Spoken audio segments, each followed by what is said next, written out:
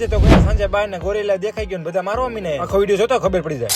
ઓ રામે રામ ડાયરા ફરીવાર આપનું હાર્દિક સ્વાગત છે મિની વ્લોગમાં. થઈ ગયા આપણે બપોર તૈયાર. આપણે જવાનું હતું રાવટી ને આપણે પહોંચી ગયા હતા રાવટીએ ફટાફટ. અંદર આવવાની સાથે જ આપણને બધા મળી ગયા, બધા ચાલીને જતા ચોટીલા. તો રાવટી આવવાનું કારણ હતું આ.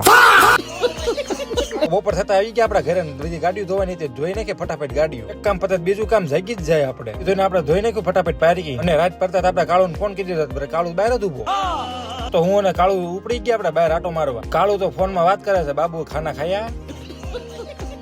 તો બાબુ સોનાર વાત કરીને આપણે પહોંચી ગયા તળાવે બેસવા. કાળુ નકરું મોબાઈલ માં મેચ જ જોજો કરે. જો બેઠા હતા બધા ચોટીલા હલીને જતા. કોણ જાય કોમેન્ટ કરી નાખજો ફટાફટ. અડધી મેચ જોઈને આપણે નીકળી ગયા ઘર જવા માટે. ઘરે કાળુ બાય બાય કરે.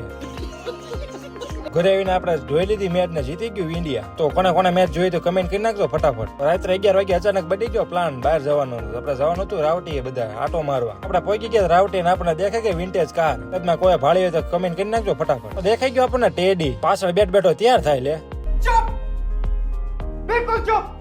રાવટીમાં તો ઠંડા તરબૂચ તો ડાબ લીધા ફટાફટ તરબૂચ. તો તરબૂચ ખાતા આપણને દેખાય ગયું ગોરીલા બધા ફોટા પાડવા આવી ગયા ફટાફટ. છોકરા માટે હતા પણ મોટા લાભ લે.